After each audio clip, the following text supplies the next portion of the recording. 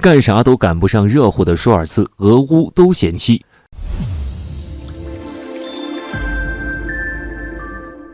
前不久，德国总理舒尔茨就表示，希望结束俄乌冲突一事，与俄罗斯总统普京继续保持对话。尽管德国制裁了俄罗斯，尽管德国给乌克兰输送了大量致命性武器，但舒尔茨依旧脸不红心不跳地表示，自己和普京的谈话氛围始终友好。有多友好呢？舒尔茨强调，自己的俄语水平有限，上学的时候只听了8小时的俄语课程，而普京为了照顾他这个文盲，曾交替使用俄语和德语与自己交谈。舒尔茨越说越起劲，当时他还表示，为了更深入了解普京，他也要开始阅读有关普京的书籍。当然了，舒尔茨说了一大堆，自认为自己和普京关系良好，得到的结果其实是这样的。普京发言人佩斯科夫就直接点名，今年拜登、马克龙和舒尔茨不会收到普京的新年祝福。所以说，从始至终都是舒尔茨一个人在那里独自高潮。就舒尔茨当面一套背地一套的作风，普京和舒尔茨始终友好。俄罗斯对此简直是嗤之以鼻。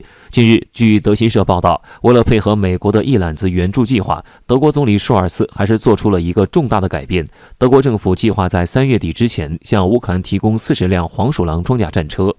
俄罗斯驻柏林大使馆同一时间就谴责了舒尔茨的这一决定，认为德国开始向乌克兰提供此类重型武器，实际上已经越过了道德底线。俄罗斯大使馆还提到了德国对纳粹在2战期间对俄罗斯人犯下的罪行负有责任。实际上，2战以后，德国一直奉行不向冲突地区运送武器的政策。俄乌冲突爆发之际，德国一开始也强调只会给乌克兰送头盔、物资等人道主义援助。虽然德国最后也自砸招牌就是了，一个扬言不会向乌克兰送致命性武器的德国，前不久还呼吁普京就结束俄乌冲突、保持对话的舒尔茨，现在却走在了援助乌克兰的最前列，开始提供重型武器。不得不说，这是一件十分讽刺的事情。更讽刺的是，德国扭捏了半天做出的重大决定，乌克兰也是嫌弃的不行。前乌克兰驻德大使、现在的乌克兰外交部副部长安德利·梅利尼克就直言，很遗憾，为了等到柏林做出提供更强大武器的决定，基辅不得不独自忍受316个非常漫长且血腥的战争日子。